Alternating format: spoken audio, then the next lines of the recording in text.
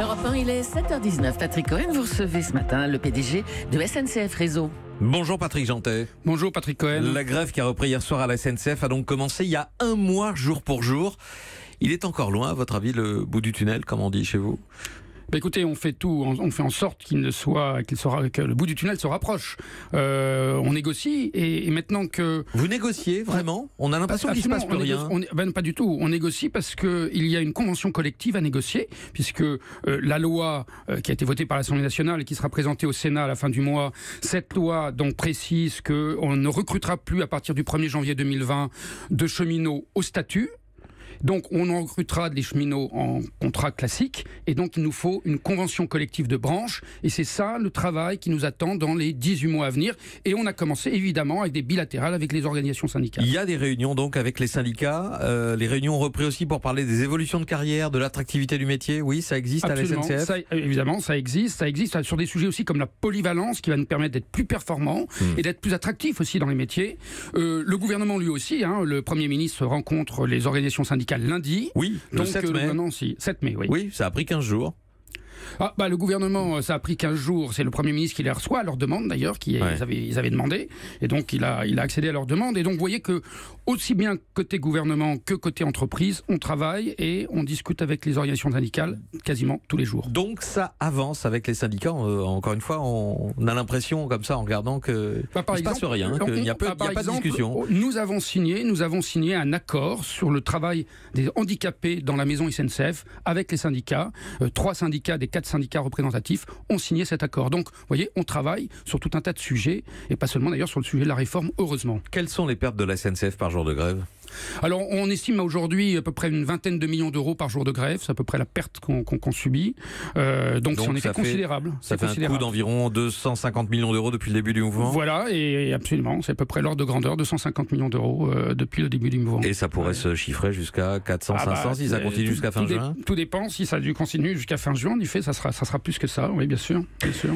À part ça, je le disais en titre tout à l'heure, dossier très documenté du journal Le Monde daté d'aujourd'hui sur cette France ferroviaire à 2 vitesses où l'on constate sans surprise que depuis 50 ans, grâce au TGV, les temps de trajet ont été divisés par 2 de Paris vers Lille, Marseille, Montpellier, Lyon, Brest, Strasbourg, etc. Mais sur les intercités, Patrick Jeantet, ça n'a pas du tout suivi. Au contraire, le Paris-Amiens d'aujourd'hui est plus lent qu'en 1963. Le Paris-Le Havre met 20 minutes de plus qu'en 72, tout comme le Paris-Cherbourg, 20 minutes de plus qu'il y a 20 ans. Est-ce qu'il n'y a pas quelque chose qui ne tourne pas rond ? Non, je pense que ça s'explique par des facteurs tout à fait clair. Par exemple, vous avez beaucoup plus sur les mêmes lignes, vous avez des trains express et des trains rapides. Et donc les trains express ralentissent les trains rapides. Donc vous mettez plus de temps. Une deuxième.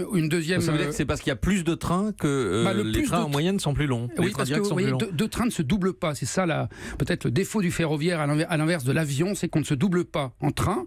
Et donc en effet, quand vous mettez des trains express et des trains rapides, le train express qui s'arrête souvent, c'est le nombre d'arrêts qui est important. Et bien évidemment impose un peu sa cadence. Alors évidemment on double, mais néanmoins ça diminue la vitesse moyenne. La deuxième chose, c'est que souvent on a augmenté le nombre d'arrêts aussi. On a tendance à comparer des trains directs avec des trains qui s'arrêtent dans tout un tas de gares. Et il y a beaucoup plus d'arrêts aujourd'hui, notamment autour des grandes villes, donc de Paris par exemple.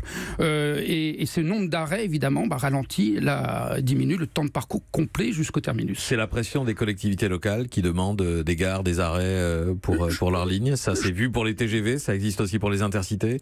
Je pense que oui, bien sûr, les autorités locales, mais en fait, c'est une demande de nos concitoyens pour les transports du quotidien. Et d'ailleurs, troisième raison, parce qu'il y a une troisième raison, c'est qu'en effet, l'état de notre réseau classique, c'est-à-dire le réseau qui n'est pas à grande vitesse, s'est détérioré. On a sous-investi depuis 30 ans dans ce réseau, et il nous faut réinvestir massivement dans ce réseau. Et c'est d'ailleurs une des discussions que nous avons actuellement avec l'État, c'est nous souhaitons augmenter plus nos investissements sur la rénovation du réseau classique, du réseau historique, de celui qui fait Paris-Amiens ou Paris-Cherbourg. Demain, si la réforme est mise en œuvre, qui récupérera la gestion de ces intercités ?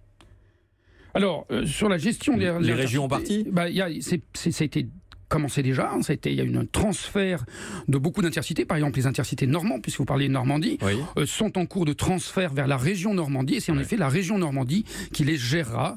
Néanmoins, il restera quelques grands intercités qui traversent le pays, qui seront gérés par la SNCF, mais qui sont en fait un contrat que la SNCF a avec l'État. Et qui pourront faire l'objet d'une mise en concurrence. Ces lignes-là, Paris-Amiens, Paris-Cherbourg, par exemple, vous pensez vraiment, Patrick Jeantet, qu'elles pourraient bénéficier de la réforme en cours? Et de quelle façon? Eh bien, l'ouverture à la concurrence est une opportunité importante, puisque quand on voit ce qui s'est passé dans d'autres grands pays européens, je pense à l'Allemagne en particulier, l'ouverture à la concurrence, ça a permis de baisser les coûts de production de 30% environ. Et vous savez les lignes régionales, pas sur les grandes lignes. Sur les lignes régionales, mais les lignes intercités de la même manière pourront bénéficier de la même chose. Ça sera donc des appels d'offres et le moins disant, c'est-à-dire celui qui demandera la subvention la plus faible, parce que ces trains sont très subventionnés, gagnera. Et pour faire rouler les trains, oui, mais pour l'investissement pour les lignes dont on parle à l'instant. Ça, c'est un sujet à côté. À côté, on négocie avec le gouvernement pour augmenter nos investissements. Mais je voudrais revenir sur l'ouverture à la concurrence. Ça a été en Allemagne 20% de trains en plus. C'est-à-dire que cette baisse des subventions, cette économie de subvention des régions a été réinvestie dans des services supplémentaires. Et donc, c'est pour le bénéfice, évidemment, de tous les consommateurs. Merci Patrick Jeantet, PDG de SNCF Réseau, d'être venu ce matin en direct au micro d'Europe 1. Europe 1.